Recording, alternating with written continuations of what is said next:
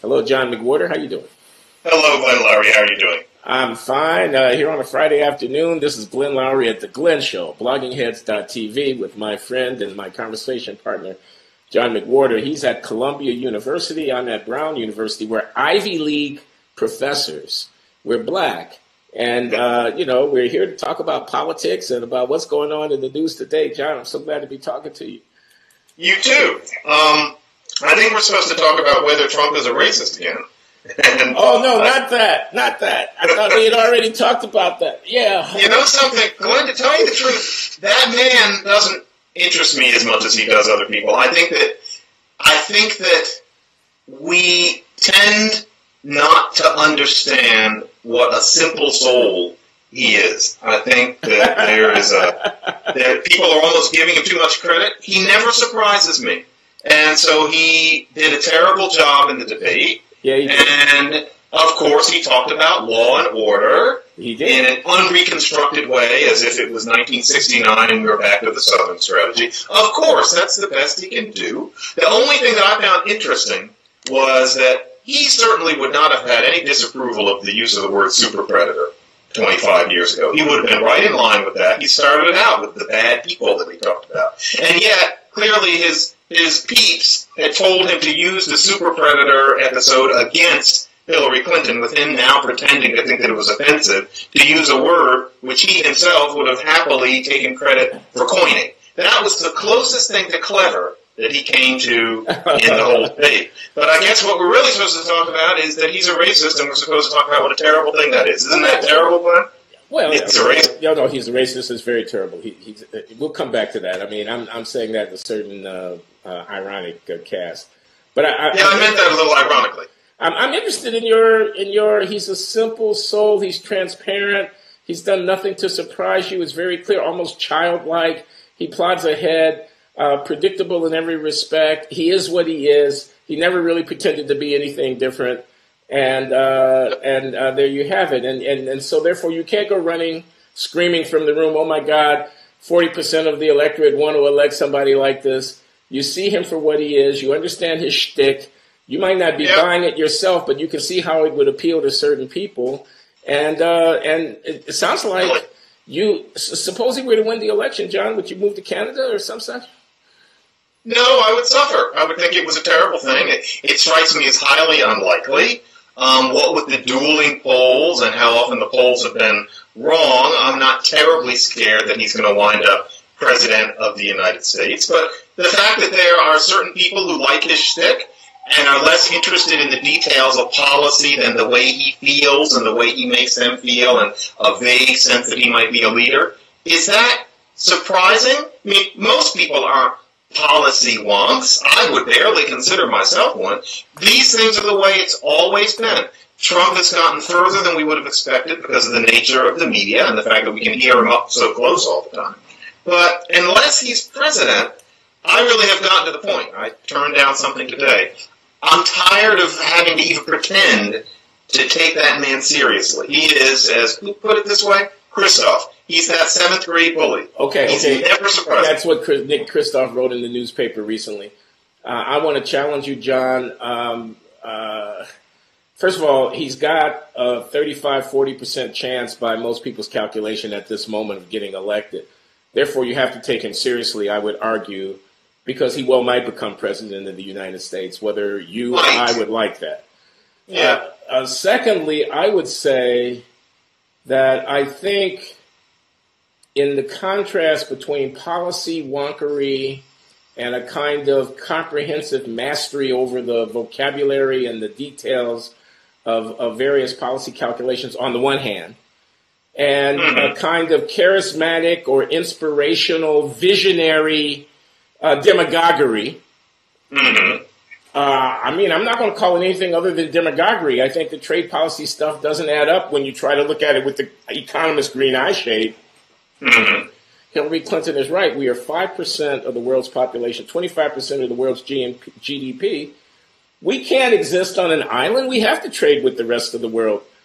Pulling up the drawbridge is not the answer to the problem. I mean, I think that that's basically right. But still, people are hurting, And Trump gives a voice for some of their sense of frustration and whatnot. Sure. In the sense of, I want to make America great again. It's a terrific slogan, John. I know I shouldn't say that. I know I'm supposed to say everything about him is bad. But it's not a bad slogan. It's not a bad sales pitch. Think about it as a marketing problem, okay? How do you sell something? And I remember hearing the novelist, the Peruvian novelist, Mario Vargas Llosa. You know who I'm talking about. The great writer. The great writer. The Feast of the Goat, this magnificent, a fictional history of Trujillo in the Dominican Republic. The Dream of the Celt, this comprehensive historical novel about Roger Casement, the Irish nationalist who ended up getting Sir Roger Casement getting executed by the British Crown because he collaborated with the Germans in World War. This is Mario Vargas Llosa. He's a great man. Anyway, long story short is he ran for president of Peru in the 1990s, and he lost.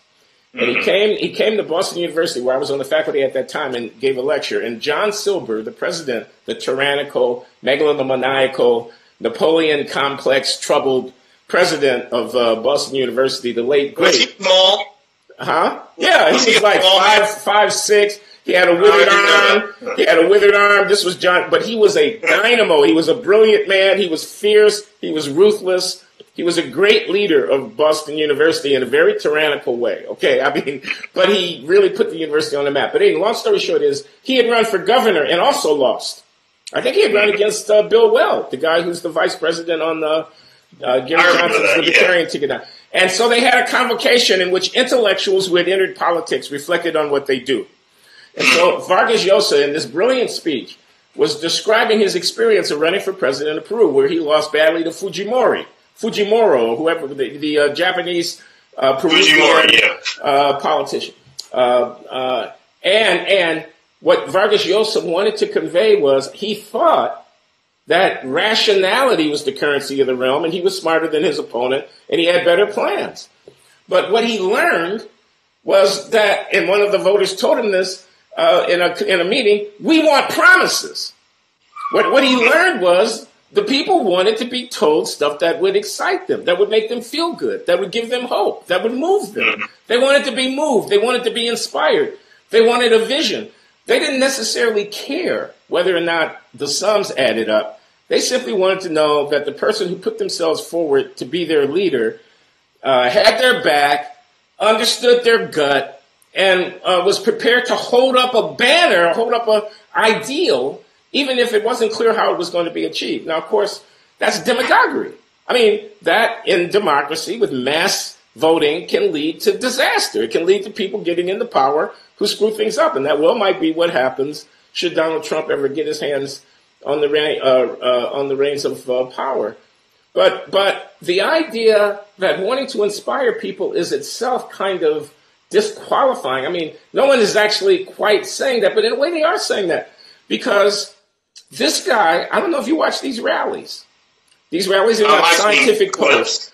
The people in these rallies are rabid. They're over the top with their enthusiasm. They're being profoundly moved. Now, here's my point. I don't want to be misunderstood by everybody out there. They could be wrong-headed. They may be rabid and enthused for the wrong reasons. They may be being titillated by stuff which we in our reflection would want to critique or would need to reject. But they are our fellow citizens and they are being moved.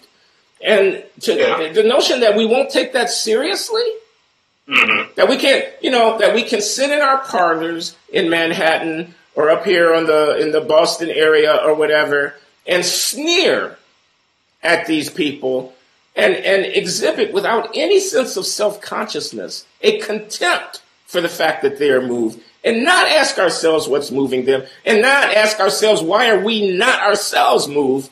Well, of course, Glenn, remember that it's not that we're quite sure, we in the Enlightened Society, as to what moves these people, and it's that they're racist. That's the thing to say, because in our society, from an anthropological perspective, what is considered important above everything else, logic be damned, is identifying racism in other people and spraying yourself for it as much as possible. And so, of course, the Trump rallies and many of the things they say and even many of the things they feel lend themselves to that. But what you're talking about, that most human beings are more moved by promises and theater and appeals to the emotional rather than strict intellectual engagement and things following from A to B to C. And I know that sounds condescending. I genuinely do not mean it to be condescending. I think that relying on logic from A to B to C as obsessively as people like you and I do is very peculiar and can get us in trouble in a lot of ways. I genuinely mean that. But that is the way most people are. There's a photograph that I actually have hanging that always reminds me of this. And my strategy for it is to just try to make whatever I think have more of the qualities that people like Trump use. And it's of Malcolm X and Bayard Rustin, who was crucial to getting the March of Washington arranged, black leftists who did an awful lot to get an awful lot of things done, especially in the 50s and the 60s. Right. There's a picture where Rustin and Malcolm X had a debate, a civil debate, at some school. I forget which one. Yes. There's a picture of them after the event conversing on stage while people are milling around. Yeah. And you can see in the picture, I love pictures like this, Malcolm has that sly smile on his face. He was considered to one tonight, using the aphorisms and the charisma and the quotable lines and the hostility and the fist up in the air. But Bayard Rustin is not standing up and bending. Bayard Rustin is in this position. He's sitting, and see from what he went with his hands and the way his mouth looks. His mouth looks like this. He's making a point. I don't even need to hear the audio. Rustin is saying something like, well, how can we do X if we don't have the Y and the Z? So I've been trying to A, B, and C. Right. And Malcolm X is just sitting there being himself. Now, Malcolm X was a very intelligent man, but he won because he was sexy, whereas Rustin was sitting there with the data. He was the Hillary. He's making the points, and he lost that night because he wasn't sexy. And my thought with that is, it's too bad somebody like Rustin couldn't put his words into the mouth of somebody who had that kind of oratorical charisma that Malcolm has. Today, I wish that Hillary happened to be somebody who could get off more snappy lines in the way of Trump, because that's the only thing that's ever really going to work. Trump doesn't surprise me. I think, yes, that's people. And here's Hillary, who's this twisted sort of person who has trained herself out of talking and thinking that way, and it ends up working to her disadvantage. She's the Rustin. Interesting. Makes me sad. No, I think I may even be able to envision this photo that you're talking about. Certainly, I have come across a transcript of that exchange between Rustin and Malcolm X. I would love to know what they were saying. Wherever it was. Charisma and what moves people and so on. But what about their ideas themselves? And so, we've been talking about race and racial inequality in America. Black Lives Matter, police killing unarmed black men. We've been talking about the effects of various social policy initiatives, mass incarceration, welfare policies on the black population, the persistence of the disadvantaged status of African Americans. What's the solution to all of these different issues? Affirmative act. These are all things that you and I have talked about, John. Mm-hmm. So now here we are, the campaign of 2016. We're not getting any younger. I don't know how many more campaigns I'm going to witness before the Grim Reaper takes me in. A finite number, we can be sure of that. Probably can count them on one hand and or two hands, and maybe even on one hand. Anyway, long and short of it is, certainly on two hands you can count it. Long and short of it is, though, that the question of the plight of African American communities, urban communities where jobs have fled, where unemployment is high, where violence is rampant, where incarceration is the ubiquitous experience of people who live there, is actually being discussed in this presidential campaign. It's being discussed explicitly because Donald Trump has made it an issue. Let me repeat that. The issue of what to do about the urban enclaves of depressed and marginalized social and economic experience, which are largely populated by black people, is on the agenda of a presidential campaign in a serious way for the first time, and I can't remember when, because Donald Trump has made it an issue. Let me say that for a third time. I just want to be clear about this. Donald Trump has, as a matter of discretion, chosen to orient his campaign in such a way that he brings this issue up at every one of his stump speeches and presses it forward. Okay, maybe I exaggerate. Maybe it's not only because of Donald Trump. Maybe I have to give Black Lives Matter some credit and talk about the police I think stuff. that the reason is Trayvon Martin.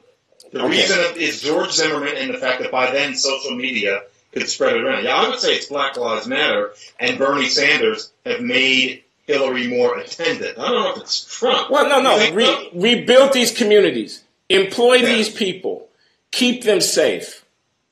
We want to rebuild these communities. These communities have not been well served by the conventional political order. I'm a change agent. Amongst the changes I intend to make, one of the first things that I want to attend to is changing the way in which we address the problems of these communities. I can fix it. Let's fix these problems. Now, the easiest response to that is he's insincere, he's an idiot, he's an asshole, he's asinine, he's a megalomaniacal, narcissistic, adolescent bully. Okay? And a long string of such adjectives which render him beneath contempt, so far outside the ambit of legitimate consideration that we don't even have to address what he says. Okay? Right. We don't even have to address it. Okay? Meanwhile, the fact that's amusing, but indeed, that's what we're supposed to say. The fact is, these communities have been governed by liberal democratic political machines for a half century. The fact of the matter is that there is an emergency there. He's being criticized for describing the very problems that the race card players are constantly calling attention to as they press their own claims. He simply has reiterated what they've already been saying. How many people are in prison, how bad the economy is, how many people are on food stamps and welfare, how there aren't any jobs, how the schools don't work. Mm-hmm. Now, rather than engage these questions, no, liberalism hasn't failed. In fact, the Great Society has been good for black people. No, there's some problems with the schools, and those problems are they don't have enough money, and we need to tax the rich and get the money in there. But the National Education Association, which is a constituent element of the Democratic Party coalition, is not a part of the problem. It's a part of the solution. No, the violence issue does not require more law enforcement. It requires more sensitivity training and implicit bias training for police officers. That'll solve the problem of violence in the cities. And oh, by the way, if we had strict gun control, the gangsters wouldn't be able to get any guns. Rather than making those arguments, all of which are ridiculous, you can't tell me that there aren't some issues with the teachers' unions. There are some issues. You can't tell me that the regime of regulation and taxes has no implication for the extent to which private money is willing to invest itself in places that might promote the employment of poor people. Of course it's relevant. Mm-hmm. That's like saying jobs in coal country don't matter for people in eastern Kentucky. They can all make solar panels. Okay? Mm-hmm. You can't tell me that the voice of the people in those communities within the councils of the Democratic Party is in a minor key and is barely audible.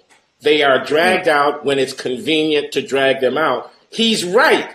Election time, all the banners are flying and all of the rhetoric is pouring, and the Joe Bidens and the so forth are out there telling us about how much they care and about how black people have suffered and blah, blah, blah, blah, and blah, blah, and blah, blah. And yet we are now a half century past the Great Society. 50 years, and we're still talking about these same things. Now, somebody comes along and they want to talk about it in a different register. They could be wrong. They need to be engaged. You're not taking me seriously if you don't take that conversation seriously. You think I'm a chump? You think I'm simply supposed to salute? When you call on me, I'm simply supposed to salute? I mean, don't play me like that. I feel like I'm being not respected by the cognoscenti when they say to me, be a good little black boy, fall in line. I mean, do you hear what the president said? The president of the United States said he'd be disappointed in us black people if we didn't vote for his candidate. He didn't give us a program. He's been in office for 8 years. He didn't specify how those problems were going to be solved in his home city of Chicago or any place else. He didn't tout a record in which he had engaged himself systematically in restructuring education in the inner cities or in bringing jobs to those people. He said none of that. Instead, he said, I'll be really disappointed in you, your first black president, if you don't vote for the candidate whom I designate as my rightful successor. My reaction to that was, you can go straight to hell. Forgive me, Blogging Heads audience. Hate me if you will. My reaction to that appeal was that you can go straight to hell. I'm not your concubine. I'm not your lapdog. You don't simply call on me and tell me what to do out of you being the first black president. Would you please give me a break? I'm not an idiot. I'm sorry. Please help me, John. Bail me out. I'm way out on a limb here. Well, Obama has come up with my brother's keeper. Okay. And I think that there are people who have philosophical problems with that. But they are, but he has. Something. Okay. Obama is smart to have tried to follow in the line of what to do for black people in 1969. And he also had a Congress that wouldn't have let him do much of anything. All right. But, the reason that all of this gets by is because we are stuck, not only in the patronization, but we're stuck in America having learned the wrong lesson. I wonder what precedents there are for this in human intellectual history. I had an experience the other day with a very nice person who I sincerely hope does not watch Blogging Heads, because they would know who they were if I mentioned this. But it's too bad. I was having a talk with somebody who is going to be very useful in publicizing my next book. And she was white, and I would put her at, I think she said she was about 55. NPR, the New Yorker, lives in a certain neighborhood in Brooklyn, that demographic of person. And we're talking about this, and we're talking about that, and then it was almost as if she had lit a certain set of candles, and I could tell what was coming. She said this partly because I'm black, and she thought I wanted to hear it, and I understood that, so I just played along. But she said, and for example, the problem is that because we don't want to talk about race in this country, and you can just fill in the blanks, and that went on for about 3 minutes. And I just thought to myself, here this comes. And she thinks that I want to hear it. I understand why she thinks it, and we're not talking about those issues. You have to pick your battles. But as if we don't talk about race in this country. She had opened up the New York Times that morning and read about either Colin Kaepernick or, I hate to say it, but whoever had gotten shot by a cop that week. We talk about race all the time, and so did she. And yet, she's sitting here looking me in the face, and I have to sit there and pretend to agree with her that race is something that nobody wants to talk about, or even. And that phraseology is sloppy. It's really nobody wants to talk about racism. That's what people mean. But we talk about it all the time. And yet, the current regime is such that because what's supposed to be important is whether or not you're racist and whether or not you're tamping down your inner racist. And that is as important as Jesus is to so many people. I know that to her, it makes sense to look me in the eye and that I'm going to agree with her that we don't talk about racism when both of us read about racism in the paper exactly that morning. But it means that she's forcing herself and she's forcing me to be illogical and fake.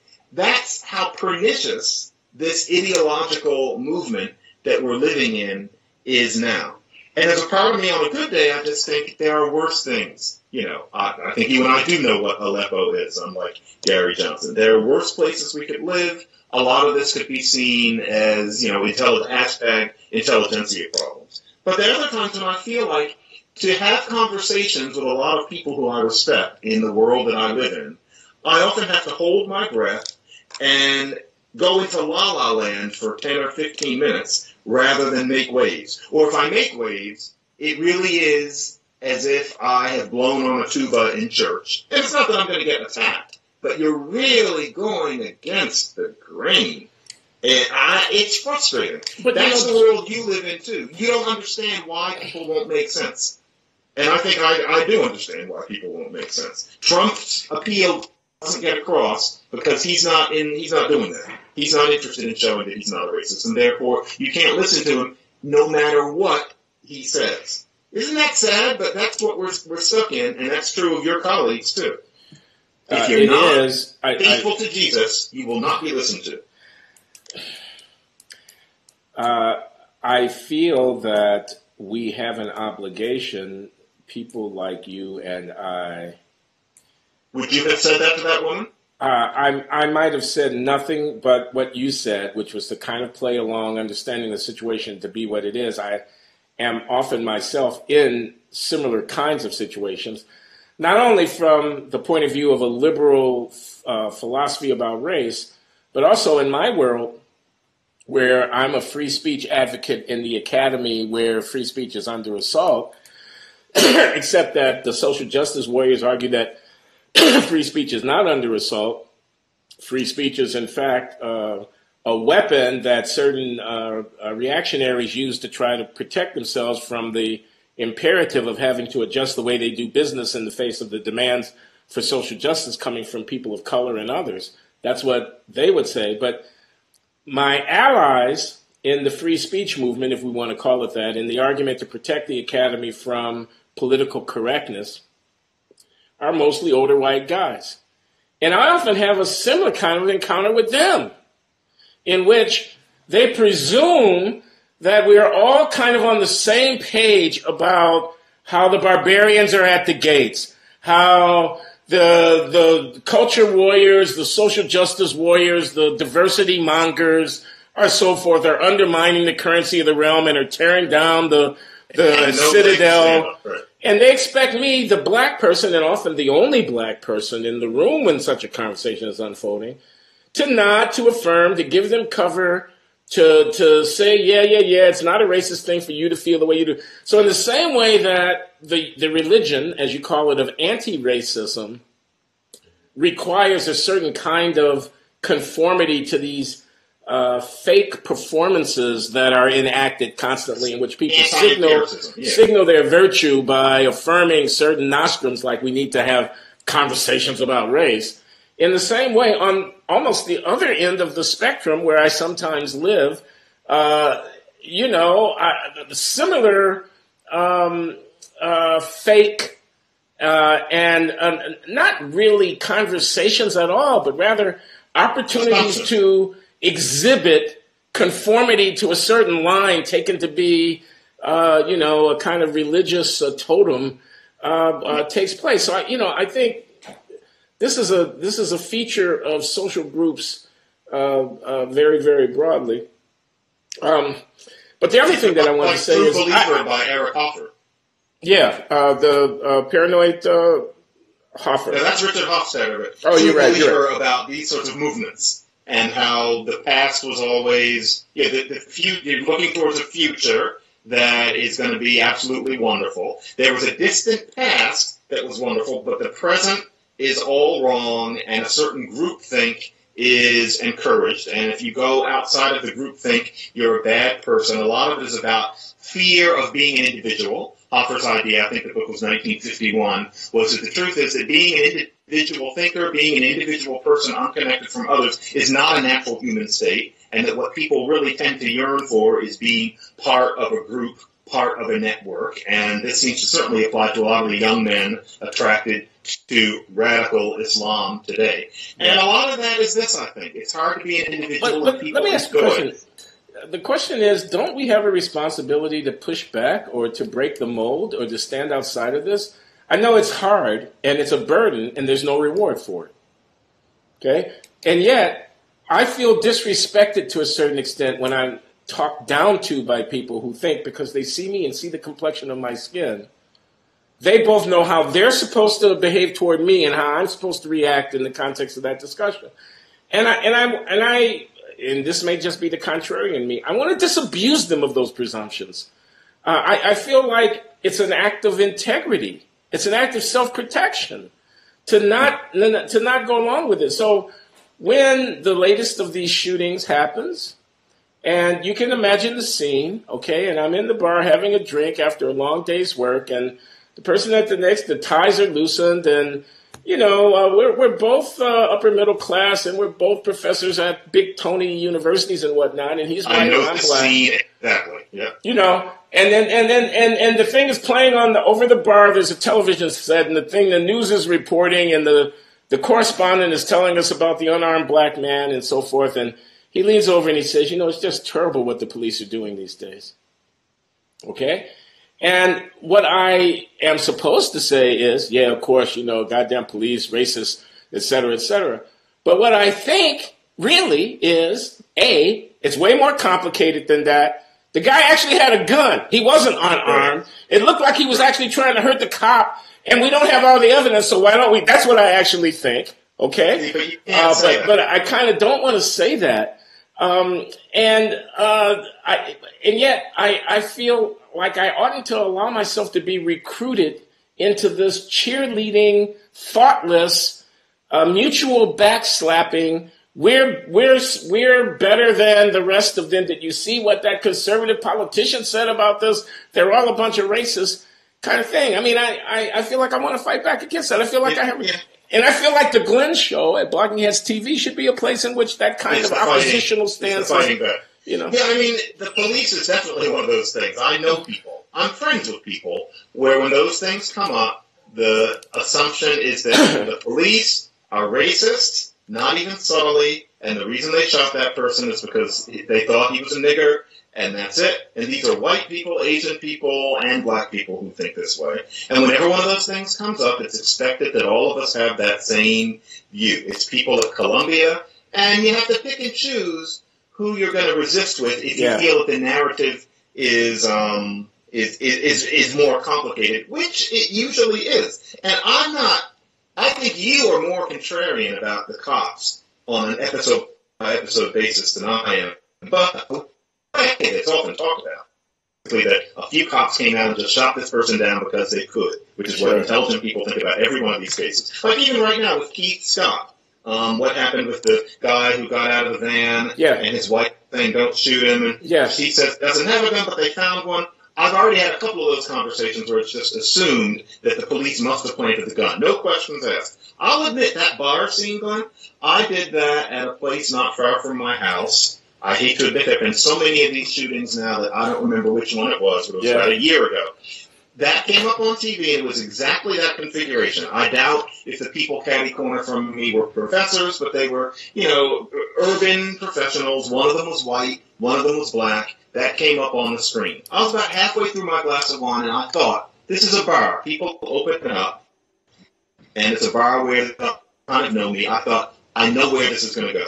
I know what they're going to expect me to say. I could just say it and just let it go. But it had been a long day, and I didn't feel like acting. I didn't feel like not being myself. So I just chugged the wine and left, some money, and I went home because I just decided I know it's coming, and I would like to go be myself. Not by myself, but myself. Yeah. And, how do you fight back? Blogging Heads is one place, although sometimes I think, Glenn, did you read that article in The Atlantic that Jonathan Haidt and Greg Lukianoff wrote about the coddling of the American mind, where they wrote that the way we're treating students goes against the basic tenets of cognitive behavioral therapy? Yes. Sometimes I think there should be an article where somebody, I don't know who, says, and in a way we're turning the tables, we're saying, we feel almost discriminated against in that you're assuming that all black people think alike when it comes to something like Black Lives Matter. Because I doubt if you and I are alone. However, if it's only you, me, and 98 other people, I don't think the article is worth being written. I don't know if there's a critical mass out there who feel the way we feel. But it's tiresome. It is. Let me ask you something, John. This is an interesting, to me, an interesting conversation I want to ask you because I know you follow, maybe not as closely as I do, the comments that some of our viewers of the Glenn Show offer about our conversation. I read all of them with the last one, for the record, So we have our fans, and thank you out there in Blogging Heads land for being fans and encouraging us. We appreciate it. We also have our detractors, and one of the arguments of the detractors is that we're an echo chamber. You and I agree too much about being, the only sane African-American commentators in a sea of, predictable and hackneyed, kind of reflexive anti-racism rhetoric. And I think we are actually the only among the only sane voices in the conversation. But then I would think that, wouldn't I? Yeah. So that's one kind of reaction. But another kind of reaction is, like I said, we have this echo chamber thing going on here where we only talk to ourselves and we don't talk to the other side. And you and I have discussed this, and I would really like you to share your thoughts about that, because people may not understand how difficult it is to actually have a constructive conversation with the other side. I think it's the first time I've ever addressed the commenters, but you've gotten me paying more attention to commenters. Folks, I don't know if you understand that the kinds of people Glenn and I are talking about. Should I address this? Is interesting. Yes, go ahead. You're doing well. Are talking about, they would be highly unlikely to want to talk to us at all.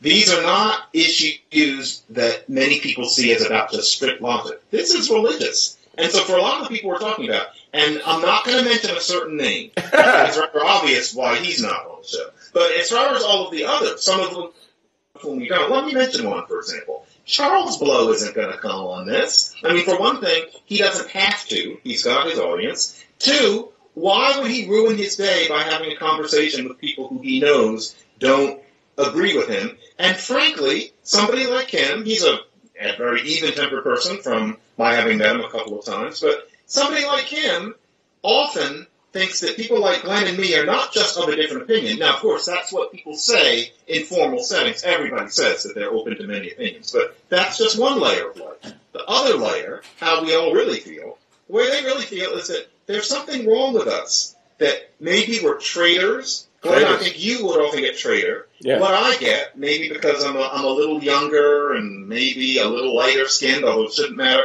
what I get is that I'm naive, that I just don't know that the cabs are passing me by, that I don't know that my wife doesn't see me as a full person, that I'm this wide-eyed little character. There's a certain attempt, and so they're not going to come on. So the reason Glenn and I only talk to each other is because the number of people who would disagree with us in any real way, who would be interested in going back and forth with us, is small. They would consider themselves sullied, or they would consider it trivial. You would have to, Glenn, I'm almost done. You would have to see the expression on the face of some of the people like this in civil settings. I remember one time I was at a party at U Rochester, and there were a couple of people who knew me as what I just described. Nobody's going to say it, but, it's very much in the air. The look is something like this. That's the look you get all night. I'm going to do it again. Nothing disrespectful, but kind of like, I got your number. We're not going to talk about that shit you said on NPR a year ago. We're just going to drink our wine and talk about kids, but I got you. We know who you are. That's the way most of them are like. So that's why, Glenn, it's just you and me. Because people like that consider us beneath contempt. They're not going to say it, but they do. Glenn, does this make sense to you? It makes perfect sense to me. I want to reiterate some of what you're saying. I want people to understand that I speak for myself, but I think I can speak for you in saying this too. We would welcome the opportunity to engage in vigorous exchange and argument on the basis of logic and evidence with people about the things that we're talking about. We do not believe that our mouths are prayer books and that we have some kind of mainline insight into fundamental truth. We're groping along just like everybody else, trying to figure out what's going on, thinking for ourselves, looking at history, evidence, politics, and so forth, and coming to the conclusions that we come to. The fact of the matter is, we're not being engaged by people, and you're not seeing us engage with people because they don't take us seriously. Because our trenchant criticisms of their positions are not received in terms of, did he say something logical that might actually cause me to rethink my thing? They're received in terms of, what kind of friggin' Negro would say such a thing in the hearing of white people? They're interpreted in terms of what our motives are and what our character is, not in terms of our reason or our logic. And I want to give a concrete illustration of this. I'm a faculty member at Brown University. I'm a professor here. I hold a chair. I'm one of the most prominent members of this faculty. I'm sorry, but it's just true. The provost has a lecture series. He asked prominent members of the faculty from the sciences, from the humanities, from the social sciences, and so forth, to stand up and talk for an hour and a half to the rest of their colleagues over dinner about what they work on. And I have been to some of these dinners, and they have, I've learned about Confucian philosophy, and I've learned about Italian Renaissance art, and I've learned about, political change in Germany during the Weimar Republic. Asparagus and so forth. Okay, so these are things that people don't. So I was asked. So my theme was, which is what I've been working on for 40 years, amongst other things, why has racial inequality persisted into the 21st century?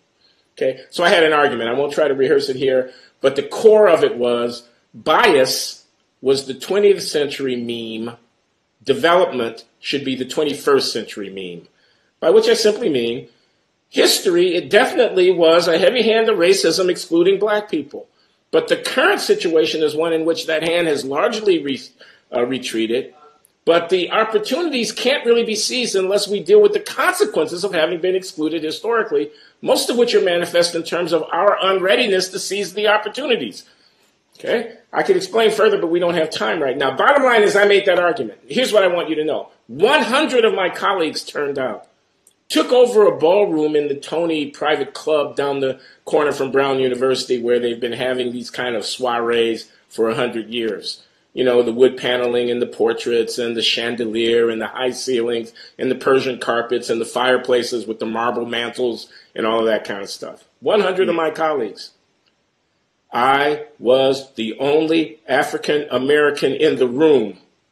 I spoke to the faculty of Brown University about the fundamental question of persistence of racial inequality as one of the most distinguished students of that question in the United States of America, or on this planet for that matter. And not a single one of my colleagues of color came out to hear from me. Let me just say that one more time. None of the people of color were in the room when I was talking. This is very important. Okay, so do not criticize me for not having them on Blogging Heads. I've tried, and I've tried again.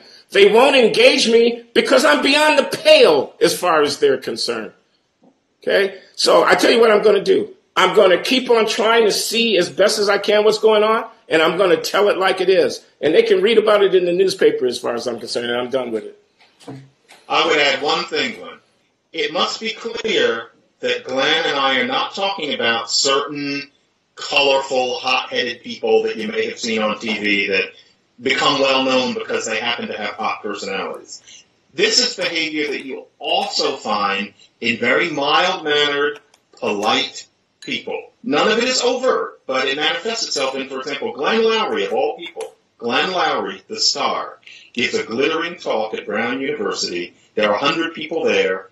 All of the 99 others are white. It's a snub. Now, well, there were some Asians.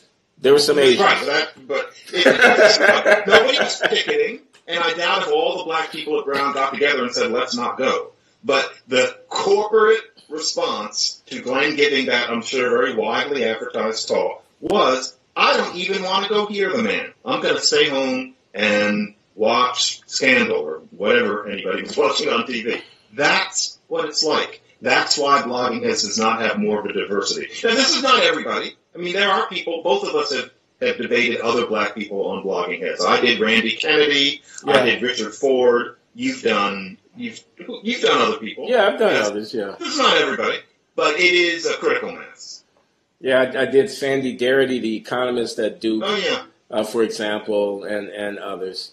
I had an interesting experience, John. This is apropos of nothing at all particularly. I went to Yale, and I spoke to the Yale Political Union, which is a debating society modeled on the House of Commons kind of culture of the British Parliament, where the Tories sit on one side and the Democratic Socialists sit on the other side, where they bang their fist on the table when they hear something that they like, and they hiss when they hear something that they don't like, where somebody stands up and gives a pointed argument in response to a debate proposition, and then the podium is open for people from the floor, members of the Yale Political Union, to come from either side of the aisle and to offer their 5-minute rebuttals or affirmations of whatever it is that the speaker is. My topic, John, the resolution was resolved, end affirmative action, and I was in the affirmative, John. God help me. I was in the affirmative. And, what I tried to say was, look, I'm not trying to slam the door on the fingers of our children and keep them out, the African Americans who want to come to places like Yale or Brown. I want to see our children, our young people, included in these elite venues where opportunity and access to the citadel of American power is being rationed. I certainly want our people there. But I don't want us there as a permanent matter on a certain kind of dispensation in which it's argued that while we recognize you don't quite measure up in terms of the normal criteria of competition, we nevertheless are going to admit you because we need to have racial diversity. I said, that's fine as a transitional undertaking for a period of time, but we started that in the 1970s. We're 4 decades down the line now. Right. And you know what? It's becoming a way of life, and it's really not equal. My point was you can never get to equality by being patronized. No. Okay? Ultimately, you have to perform. Now, I could be right or I could be wrong about that, but that was my argument. Mm-hmm. There were relatively few African Americans in the room, although there were plenty of people who disagree with me. But the reason I'm mentioning this is because the experience was really uplifting. The experience of argument, of engagement, of the fact that that was a question which could get you disinvited as a commencement speaker if people thought that that was the speech that you were going to give. You know, it could. If I were sitting on a federal court somewhere and had handed down some opinions to that effect, I would be persona non grata. I would be in a class with Clarence Thomas, and they would think I was unfit to be given an honorary degree if otherwise people thought to honor me in that way. Yeah. So, and yet, this institution at Yale, it's a little small thing, but it's something that I believe needs to be affirmed and cultivated and replicated in other environments, where the coin of the realm is argument. It's not the content of the argument. Among the resolutions, they had stuff like, the British monarchy should be eliminated. And, you know, there were people who were for it and they were against it. Stuff like, you know, gay marriage is an abomination. I mean, this is the kind of thing that they were prepared to consider, okay? And, you know, I'm going to channel John Stuart Mill here when I say there's deep and profound edifying value in argument. Even over things that we think are largely subtle principle, even over things that we believe we know the answers to. Because, says John Stuart Mill, and I believe there's profound insight here, we don't want to know the answers as a matter of a kind of stale repetition and, you know, invocation of doctrine. And sight of what the meat of the argument was. We forget why. We forget why we believe the things that we believe if we don't have to refute people who believe differently and who are relatively intelligent in being able to argue against what we believe. So in order to keep vital and alive our beliefs, we need to have them challenged on a regular basis. And that's why openness of discourse on the campus is an essential to the purpose of the university. It's not a luxury. It's the actual coin of the realm. It's what we do. And yet, Glenn, the thing is, a certain kind of student might have seen you having that debate and broke out into tears and walked out. Yeah. And a certain kind of white or non-black faculty member would look upon it and publicly talk about students' right to protest and how a controversy can be difficult. After a glass of wine in private would say, yes, PC is going a little too far, but they would never say it in public. And that's the state of it today. I mean, John Stuart Mill is considered to be fine, except when it comes to things having to do with the descendants of African slaves in a particular nation called the United States in the beginning of a particular century, the 21st. Things are somehow different.